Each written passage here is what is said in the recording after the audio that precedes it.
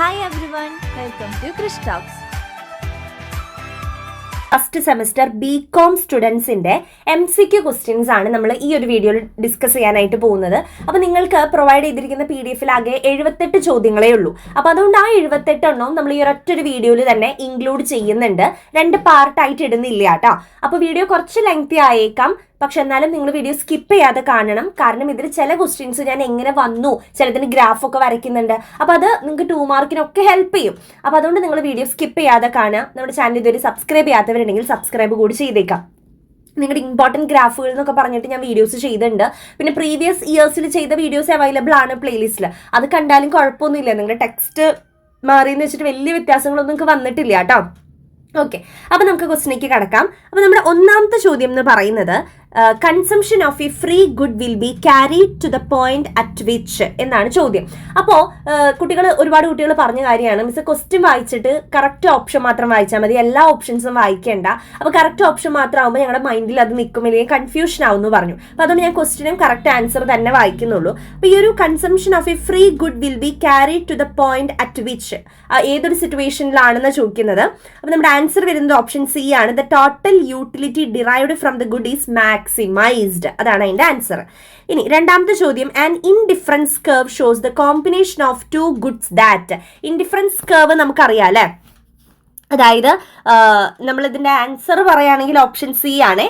Provides the consumer with the same level of satisfaction. Same ലെവലാണ്, നിങ്ങളെ തെറ്റിക്കാനായിട്ട് similar എന്നൊക്കെ കൊടുക്കും, സെയിം ആണ് കേട്ടോ. അപ്പൊ ഇതാണ് നമ്മുടെ ഇൻഡിഫറൻസ് കർവ് എന്ന് പറയുന്നത്. IC1, പിന്നെ ഇങ്ങനെ പോകുമ്പോൾ IC2, ഇനി ഇത് IC3.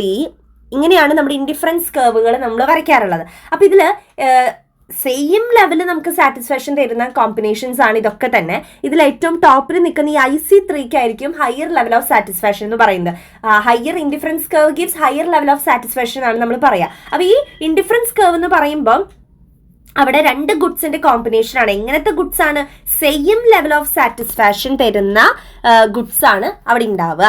ഇനി അടുത്ത ചോദ്യം നമുക്ക് നോക്കാം. മൂന്നാമത്തെ ചോദ്യമാണ്, which of the following statement is not true of indifference curve. Indifference കർവിന്റെ കേസിൽ ട്രൂ അല്ലാത്ത ഇതിൽ ഏതാണെന്ന് ചോദിച്ചിരിക്കുന്നത്. അപ്പൊ നമ്മുടെ ഓപ്ഷൻ വരുന്നത് ബി ആണ് കേട്ടോ. They are convex to origin. Convex to origin എന്ന് പറയുന്നത് ശരിയായിട്ടുള്ള ഒരു സ്റ്റേറ്റ്മെന്റ് അല്ല. ഇനി നാലാമത്തത്, A consumer with a given income will maximize their utility when. Consumer with a given income, ഒരു ചെറിയൊരു ഇൻകത്തിൽ will maximize their utility. ആളുടെ യൂട്ടിലിറ്റി മീൻസ് സാറ്റിസ്ഫാക്ഷൻ ഇൻക്രീസ് ചെയ്യുന്നുണ്ട്, മാക്സിമൈസ് ചെയ്യുന്നുണ്ട്. അത് ഏത് സിറ്റുവേഷനിലാണ്? ഓപ്ഷൻ ഡി ആണ്. The marginal utilities derived from each commodity consumed are proportional.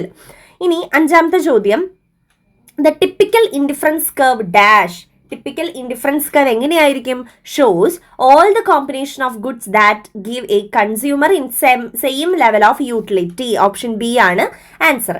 ഇനി അടുത്ത ചോദ്യം, the rate at which a consumer is able to substitute one good for another is determined by the dash. അപ്പോൾ ഒരു consumer ഒരു ഗുഡിന് പകരം മറ്റൊരു ഗുഡാണ് ഇവിടെ സെലക്ട് ചെയ്യുന്നത്. അതിനെയാണ് നമ്മൾ സബ്സ്റ്റിറ്റ്യൂട്ട് ഗുഡ്സ് എന്ന് പറയാം.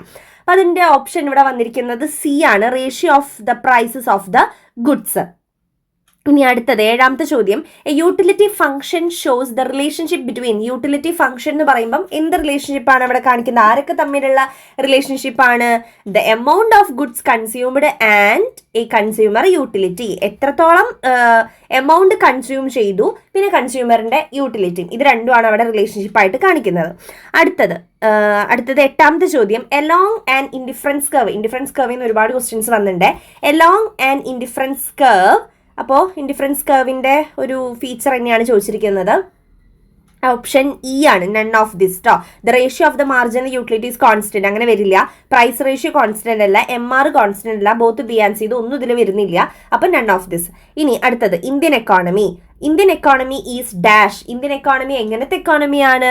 മിക്സഡ് എക്കോണമി ആണ്. Option B mixed economy. പത്താമത്തെ ചോദ്യം, which of the following is the measure to control inflation. ഇതിൽ കൺട്രോൾ ഇൻഫ്ലേഷൻ മെഷർ ഏതാണെന്ന് ചോദിച്ചിരിക്കുന്നത്.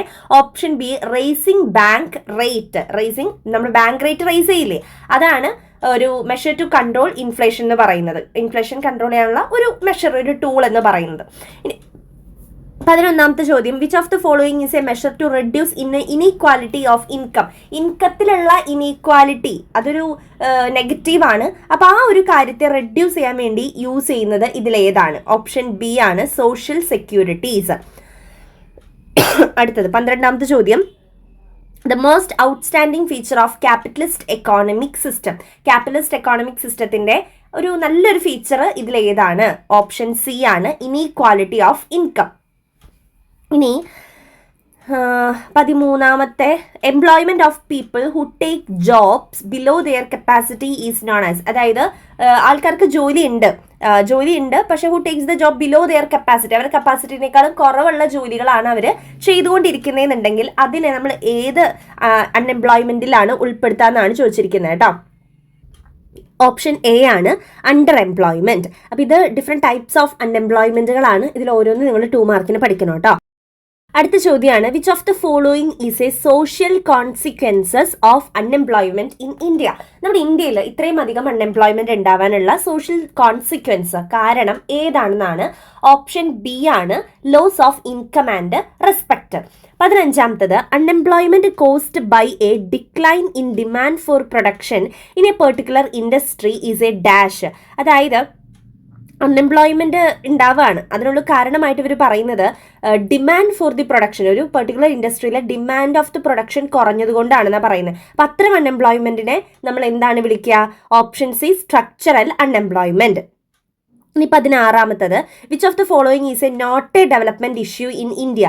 ഇന്ത്യയിലത്തെ ഡെവലപ്മെന്റ് ഇഷ്യൂ അല്ലാത്തത് ഇതിൽ ഏതാണ്? Option D, decreasing trend of foreign capital. Foreign ക്യാപിറ്റലിന്റെ ട്രെൻഡ് കുറഞ്ഞത് നമ്മൾ അത്രയ്ക്കും അങ്ങനെ ഒരു ഡെവലപ്മെന്റ് ഇഷ്യൂ ആയിട്ട് പറയേണ്ട ആവശ്യമില്ല. ഇനി 17ാമത്തത്, Indian economy growth is primarily driven by. Answer വരുന്നത് ഓപ്ഷൻ സി, സർവീസ്. 18ാമത്തെ, law of equi marginal utility. Law of equi marginal utility ഇതിൽ ഏതാണെന്നാണ് ചോദിക്കുന്നത്? ആൻസർ എ ആണ്, കാർഡിനൽ യൂട്ടിലിറ്റി തിയറി. 19ാമത്തെ ചോദ്യം, law of equi marginal utility was suggested by. ഇതിൽ ആരാണ് ഇക്യു മാർജിനൽ യൂട്ടിലിറ്റി സജസ്റ്റ് ചെയ്തിരിക്കുന്നത്? ഓപ്ഷൻ ബി, റോബിൻസ് ആണ്. ആൾക്കാരുടെ പേരൊക്കെ തെറ്റാണ്ട് പഠിക്കണേ. The concept of consumer surplus was developed by. Consumer surplus ഇതിൽ ആരാണ് ഡെവലപ്പ് ചെയ്തിരിക്കുന്നത്? ഓപ്ഷൻ എ, ആൽഫ്രഡ് മാർഷൽ ആണ് ഡെവലപ്പ് ചെയ്തിരിക്കുന്നത്. ഇനി 21ാമത്തെ ചോദ്യം, indifference curve analysis is a. Difference curve അനാലിസിസിനെ നമ്മൾ എന്തെന്നും കൂടി പറയാറുണ്ട്? Option B, ordinal utility approach എന്നും കൂടി പറയാറുണ്ട്. അടുത്തത്, indifference curve analysis is based on the principle of. ഏത് പ്രിൻസിപ്പിൾ പ്രകാരമാണെന്നാണ്? ഓപ്ഷൻ സി ആണ് answer, diminishing marginal rate of substitution. Diminishing marginal rate ഒക്കെ നമ്മൾ ഓൾറെഡി ഡിസ്കസ് ചെയ്തതാണ് ഗ്രാഫിൽ. ഇനി which of the following is correct. ഇപ്പോൾ താഴെ കൊടുത്തിരിക്കുന്നതിൽ 3 ഓപ്ഷനിൽ കറക്റ്റ് ഏതാണെന്നാണ്. ചിലതിൽ 3 ഓപ്ഷൻ, ചിലതിൽ 5 ഓപ്ഷനൊക്കെ വരുന്നുണ്ട് കേട്ടോ. നമ്മൾ 8ാമത്തെ ചോദ്യമൊക്കെ പറഞ്ഞതിൽ 5 ഓപ്ഷനൊക്കെ ഉണ്ടായിരുന്നു. അപ്പോൾ അത് ശ്രദ്ധിച്ചോളൂ നിങ്ങൾ. ഈ 23ാമത്തെ ചോദ്യത്തിൽ 3 ഓപ്ഷനേ ഉള്ളൂ. അതിൽ ഏതാണ് കറക്റ്റ് എന്നാണ് നമ്മളോട് ചോദിച്ചിരിക്കുന്നത്? ഓപ്ഷൻ ബി ആണ്, indifference curve is a convex to the point of origin C. അടുത്തത് 24ാമത്തെ ചോദ്യം, the author of the wealth of nation. Wealth of നേഷന്റെ ഓതർ ആരാണ്? Option C, Adam Smith. Adam സ്മിത്തിന്റെയാണ് വെൽത്ത് ഡെഫിനിഷൻ അല്ലെ. ഈ 25ാമത്തെ ചോദ്യം, macro economic theory is also known as dash എന്നാണ്. നമുക്കറിയാം മാക്രോ എക്കണോമിക് ഉണ്ട്, മൈക്രോ എക്കണോമിക് ഉണ്ട്. മൈക്രോ നമ്മൾ കുഞ്ഞു കുഞ്ഞു കാര്യങ്ങളെയാണ് ഡീൽ ചെയ്യുന്നത്. മാക്രോ കുറച്ചുകൂടി ഒരു വൈഡ് റേഞ്ചിലാണ് നമ്മൾ ഡീൽ ചെയ്യുന്നതെന്ന് പറഞ്ഞു. അപ്പൊ ശരിക്കും മാക്രോ എക്കണോമിക് തിയറി എന്ന് പറഞ്ഞു കഴിഞ്ഞാൽ അതിന് വിളിക്കുന്ന മറ്റൊരു പേര് ഇൻകം ആൻഡ് എംപ്ലോയ്മെന്റ് തിയറി എന്നാണ്. ഇൻകം തിയറി എന്നാണ് വിളിക്കുന്നത്. അപ്പൊ ഓപ്ഷൻ ബി ആണ് കറക്റ്റ് ആൻസർ. പക്ഷെ നിങ്ങൾക്ക് PDF ഓപ്ഷൻ എ ആണ് കൊടുത്തിട്ടുള്ളത്. അപ്പൊ അത് നിങ്ങളൊന്ന് ശ്രദ്ധിക്കാം. ഓപ്ഷൻ ബി ആണ് കറക്റ്റ് ആൻസർ കേട്ടോ. ഇൻകം തിയറിയാണ് കറക്റ്റ് ആൻസർ. ഇനി 26ാമത്തെ ചോദ്യം, the study of entire economic system is called dash. ഒരു എൻറ്റയർ എക്കോണമിക് സിസ്റ്റത്തിനെ കുറിച്ചുള്ള പഠനത്തിനെ നമ്മൾ വിളിക്കുന്ന പേര് എന്താണെന്നാണ് ചോദിച്ചിരിക്കുന്നത്. അപ്പൊ ഇതിന്റെ ആൻസർ 26ാമത്തെ ചോദ്യത്തിന്റെ ആൻസർ വരുന്നത് ഓപ്ഷൻ എ, മാക്രോ എക്കണോമിക്സ്. ഇനി 27ാമത്തെ ചോദ്യം, the author of the wealth of nation. Wealth of നേഷന്റെ ഓതർ ആരാണെന്നാണ്? Option D, Adam Smith. ഇനി അടുത്തത്, the study of international trade and national income is part of dash. Option B ആണ്, macro economics. അടുത്ത ചോദ്യം 29ാമത്തെ ചോദ്യം. നമ്മുടെ ക്വസ്റ്റ്യൻസിൽ റിപ്പീറ്റേഷൻ വരുന്നുണ്ട് കേട്ടോ. ആഡം സ്മിത്തിന്റെ ഒക്കെ ഇപ്പോൾ 2 തവണ ചോദിക്കുന്നു. 29ാമത്തെ ചോദ്യം. If the income elasticity of demand is that 1, the good is. Income elasticity of demand 1 ആണെങ്കിൽ ഗുഡ് എങ്ങനെയുള്ള ഗുഡ് ആയിരിക്കും? ലക്ഷറി ഗുഡ് ആയിരിക്കും. അടുത്തത് 30ാമത്തെ ചോദ്യം. The income elasticity of demand is -4. Income elasticity of demand negative ആവുന്നത് ഏത് ടൈപ്പ് ഓഫ് ഗുഡിന്റെ കേസിലാണ്? Option 30ാമത്തെ ചോദ്യത്തിന്റെ ഓപ്ഷൻ ഡി, ഇൻഫീരിയർ ഗുഡിന്റെ കേസിലാണ് നെഗറ്റീവ് ആവുന്നത്. 1ാമത്തെ ചോദ്യം നോക്കാം. If the price of DVRs fell. ഒരു പ്രൊഡക്റ്റിന്റെ പ്രൈസ് ഇവിടെ കുറയാണ് ചെയ്യുന്നത് കേട്ടാ. ഇപ്പൊ 1ാമത്തെ പ്രൊഡക്റ്റ്, ഇതിന്റെ പ്രൈസ് എന്ത് ചെയ്തു? കുറഞ്ഞു. അപ്പൊ ആൾക്കാർ ഇത് കൂടുതലായിട്ട് വാങ്ങില്ലേ. അപ്പൊ ഡിമാൻഡ് ഇവിടെ എന്താ ചെയ്യുന്നത്? ഡിമാൻഡ് കൂടുകയാണ് ചെയ്യുന്നത് അല്ലെ. ഇനി as A result of the demand for VHS recorders, അടുത്ത പ്രൊഡക്റ്റ് 2ാമത്തെ പ്രൊഡക്റ്റ്. അപ്പോൾ ഒന്നിന്റെ പ്രൈസ് കുറഞ്ഞു, ഡിമാൻഡ് കൂടിയ സമയത്ത് VHS റെക്കോർഡേഴ്സ് ഫെൽ. അതായത് ഈ ഒരു 2ാമത്തെ പ്രൊഡക്റ്റിന്റെ ഡിമാൻഡ് എന്ത് ചെയ്യാണ്? ഇവിടെ കുറയാണ് ചെയ്യുന്നത്. മനസ്സിലായില്ലേ? അപ്പോൾ ഇത്തരം കേസിനെ നമ്മൾ എന്താ പറയാ? ഇത്തരം ഗുഡ്സിനെ നമ്മൾ എന്താ പറയാ? ഒന്നിന്റെ വില കുറഞ്ഞു, അതിന്റെ ഡിമാൻഡ് കൂടിയ സിറ്റുവേഷനിൽ, വില കുറഞ്ഞു എന്ന് പറഞ്ഞാൽ ഇവിടെ ഡിമാൻഡ് കൂടുമല്ലോ. അപ്പോൾ 2ാമത്തെ ഗുഡിന് ഡിമാൻഡ് കുറഞ്ഞു. മനസ്സിലായില്ലേ? അപ്പൊ അത്തരം ഗുഡ്സിനെ നമ്മൾ എന്തെന്ന് പേരാണ് പറയാന്ന് ചോദിക്കുന്നത്. ഓപ്ഷൻ ബി, സബ്സ്റ്റിറ്റ്യൂട്ട്സ് ഗുഡ്സ് എന്നാണ് നമ്മൾ ഇവരെ വിളിക്കുക കേട്ടോ. ഇനി 32ാമത്തെ ചോദ്യം. What effect is working when the price of a good falls and the consumer tend to buy it instead of other goods. അപ്പോൾ ഒരു പ്രൊഡക്റ്റിന്റെ പ്രൈസ് കുറഞ്ഞു, അപ്പോൾ ആൾക്കാർ അത് കൂടുതലായിട്ട് വാങ്ങാൻ നോക്കുകയാണ്. അപ്പോൾ ഇതിന് എന്തെന്നാണ് നമ്മൾ പറയുക? ഓപ്ഷൻ ബി ആണ്, സബ്സ്റ്റിറ്റ്യൂഷൻ എഫക്റ്റ്. നമ്മൾ നേരത്തെ പറഞ്ഞു തന്നെയാ. ഇനി 33ാമത്തെ ചോദ്യം നോക്കാം കേട്ടോ. The quantity demanded of a product increases when. അതായത് നമ്മൾ ഡിമാൻഡ് ചെയ്യുന്ന ക്വാണ്ടിറ്റി ഇൻക്രീസ് ചെയ്യാണ്. അത് ഏത് സാഹചര്യത്തിലാണ്? Option C, the price of the product fall. Price കുറയുമ്പോഴാണല്ലോ നമ്മൾ കൂടുതലായിട്ട് അത് പോയി വാങ്ങുക. 34ാമത്തെ ചോദ്യം. 2 goods that are used jointly to provide satisfaction. 2 goods നമ്മളത് എപ്പോഴും ഒരുമിച്ചാ വാങ്ങുക. ഒരുമിച്ച് വാങ്ങുമ്പോഴേ നമുക്ക് സാറ്റിസ്ഫാക്ഷൻ ഉണ്ടാവുള്ളൂ. അത്തരം ഗുഡ്സിനെ നമ്മൾ എന്ത് പേരാണ് വിളിക്കുന്നത്? ഓപ്ഷൻ സി ആണ്, കോംപ്ലിമെന്ററി ഗുഡ്സ്. കോംപ്ലിമെന്ററി ഗുഡ്സിന് ഒരു എക്സാമ്പിൾ എന്ന് പറയുന്നത് നമ്മുടെ പെന്നും ഇങ്കും ആണ് കേട്ടോ. Pen, ink. പെൻ മാത്രമായിട്ട്, ആ പ്ലാസ്റ്റിക് മാത്രമായിട്ട് വാങ്ങിച്ചാൽ നമുക്ക് സാറ്റിസ്ഫാക്ഷൻ കിട്ടുമോ? ഇങ്ക് മാത്രമായിട്ട് വാങ്ങിച്ചാൽ നമുക്ക് എഴുതാൻ പറ്റുമോ? മര്യാദയ്ക്ക് ഇല്ല. അപ്പം ഇത് രണ്ടും കൂടി നമ്മൾ വാങ്ങുമ്പോഴാണ് നമുക്ക് എന്ത് കിട്ടുന്നത്? സാറ്റിസ്ഫാക്ഷൻ കിട്ടുന്നത്. സോ ഇതിനെ നമ്മൾ കോംപ്ലിമെന്ററി ഗുഡ്സ് എന്നാണ് പറയാം.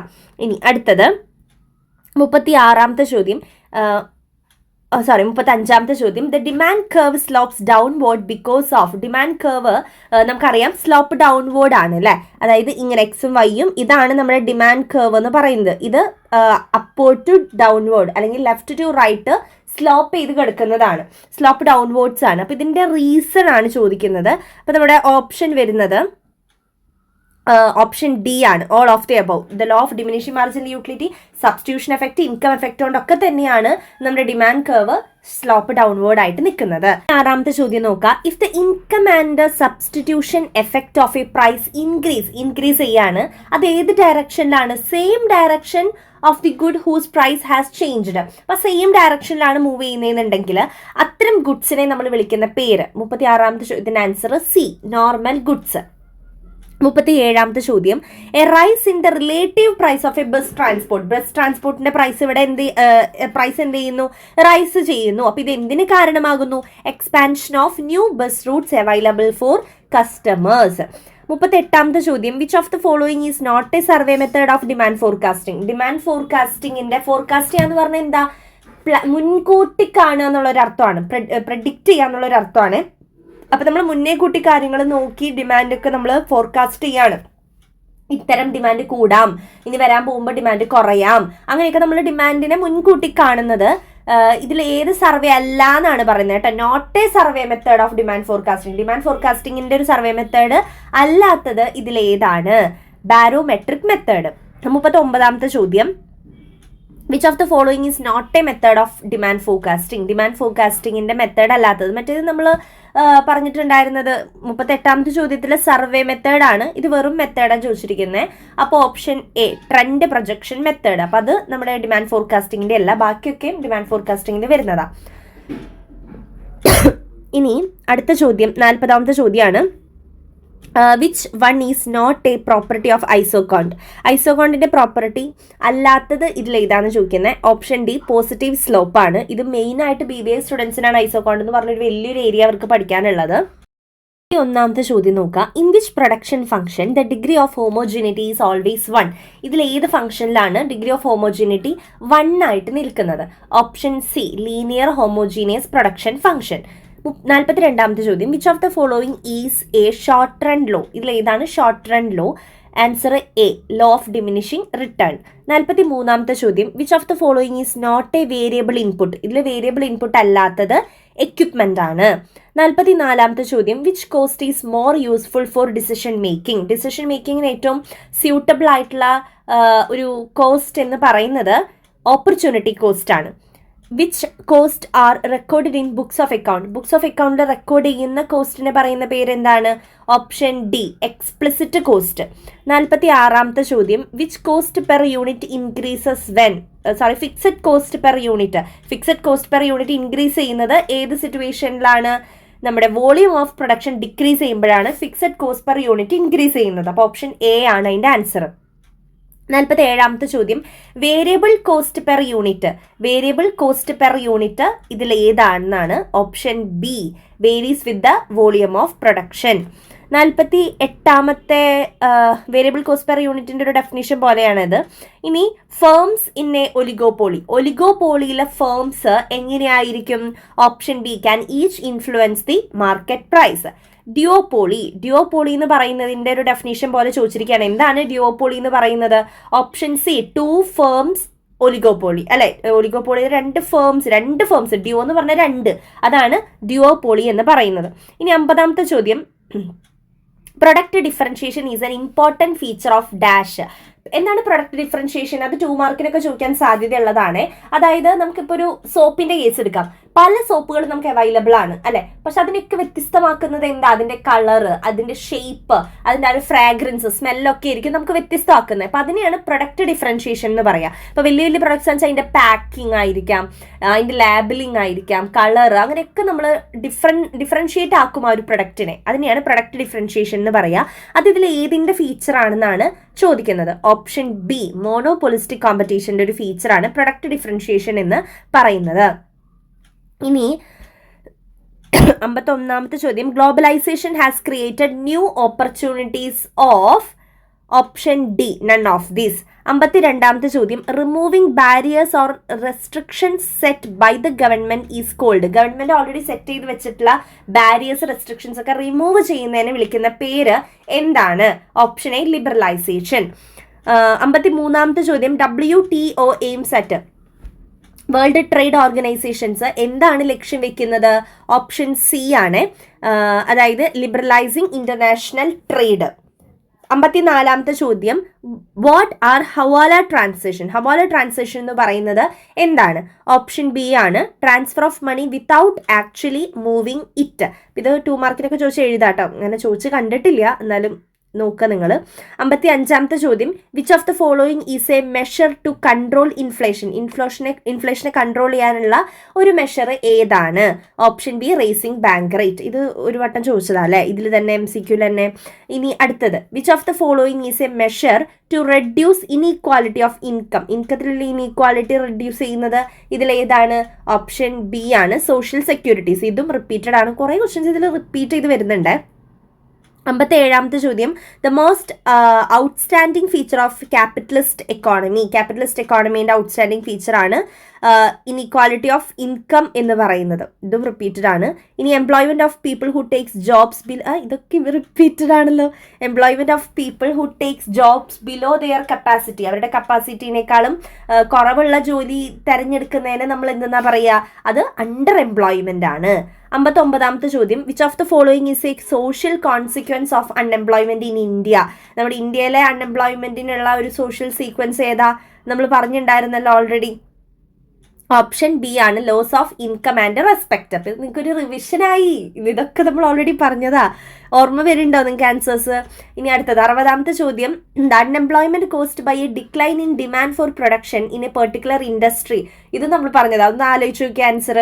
The unemployment cost by a by a decline in demand for production in a particular industry. ഒരു പെർട്ടിക്കുലർ ഇൻഡസ്ട്രിയിലെ പ്രൊഡക്ഷൻ ഡിക്ലൈൻ ചെയ്തപ്പോൾ അത് ആ ഒരു അൺഎംപ്ലോയ്മെന്റ് കാര്യം നമ്മൾ പറഞ്ഞിട്ടുണ്ടായില്ലേ, അത് ഏത് അൺഎംപ്ലോയ്മെന്റ് ആണ്? ഓപ്ഷൻ സി ആണ്, സ്ട്രക്ചറൽ അൺഎംപ്ലോയ്മെന്റ്. ഇനി ഇതും നമ്മൾ പറഞ്ഞതാണ്. ഞാൻ ക്വസ്റ്റ്യൻ വായിക്കുമ്പോൾ ഓർമ്മ വരുന്നുണ്ടോ നോക്ക് കേട്ടോ. Which of the following is not a development issue of India? നമ്മുടെ ഇന്ത്യയിലെ ഡെവലപ്മെന്റ് ഇഷ്യൂ അല്ലാത്തത് ഇതിലേതാണ്? Option D, decreasing trend of foreign capital. അടുത്തത്, India's economy growth primarily driven by. ഇതും പറഞ്ഞതാണ്. അപ്പൊ ഏതാണ് ഓപ്ഷൻസ്? ഒന്ന് നിങ്ങൾ ജസ്റ്റ് വായിച്ചു നോക്കുക കേട്ടോ, ഏതാണ് നിങ്ങളുടെ മനസ്സിലേക്ക് വരണേന്നുള്ളത് നോക്കാം. ഓപ്ഷൻ സി ആണ്, സർവീസ് ആണ് ഇതിന്റെ ആൻസർ. ഇനി 63ാമത്തെ ചോദ്യം, in which exchange rate fixed by the monetary authority fix ചെയ്തിട്ടുള്ള എക്സ്ചേഞ്ച് റേറ്റ് സിസ്റ്റം ഏതാണ്? നമ്മുടെ ഓപ്ഷൻ ബി ആണ് അതിന്റെ answer, fixed exchange rate system. 64ാമത്തെ ചോദ്യം, which of the following does not come under foreign direct ഇൻവെസ്റ്റ്മെന്റിന്റെ കീഴിൽ വരാത്തത് ഇതിലേതാണ്? ഓപ്ഷൻ എ ആണ്, ഇൻവെസ്റ്റ്മെന്റ് ഇൻ GDR. 65ാമത്തെ ചോദ്യം, direct foreign investment is a part of dash. Direct foreign investment എന്ന് പറയുന്നത് എന്തിന്റെ പാർട്ടാണ്? Option D, financial account. 66ാമത്തെ ചോദ്യം, MNC മൾട്ടിനാഷണൽ കമ്പനീസ് അല്ലെ, അതിന്റെ ഒരു ഫീച്ചറാണ് ചോദിച്ചിരിക്കുന്നത്. ഓപ്ഷൻ ഡി ആണ്, may produce primary or manufactured goods. ചോദ്യം, one major initiative to attract foreign companies to invest in India. നമ്മുടെ ഇന്ത്യയിൽ ഇൻവെസ്റ്റ് ചെയ്യാൻ വേണ്ടി നമ്മൾ ഫോറിൻ കമ്പനീസിനെ അട്രാക്ട് ചെയ്യും, അല്ലെങ്കിൽ അവർ നമ്മൾ എന്താ പറയുക, ഇൻവെസ്റ്റ് ചെയ്യാൻ വേണ്ടി പ്രേരിപ്പിക്കും. അപ്പം ഇതിൽ ഏതാ ചോദിച്ചത്? എന്തിനു വേണ്ടിയിട്ടാണ് നമ്മൾ അങ്ങനെ ചെയ്യുന്നത്? ഓപ്ഷൻ സി ആണ്, to build up social economic zones, SEZ. എന്താണ് സെസ് എന്നൊക്കെ പഠിക്കും കേട്ടോ 2 മാർക്കിന്. ഇനി 68ാമത്തെ ചോദ്യം, the portfolio investment by foreign institutional investor. ഒരു ഫോറിൻ ഇൻസ്റ്റിറ്റ്യൂഷണൽ ഇൻവെസ്റ്ററിന്റെ പോർട്ട്ഫോളിയോ ഇൻവെസ്റ്റ്മെന്റിനെ ഇതിലേതാണ് നമ്മൾ പറയാം? Option A, FDI, foreign direct investment.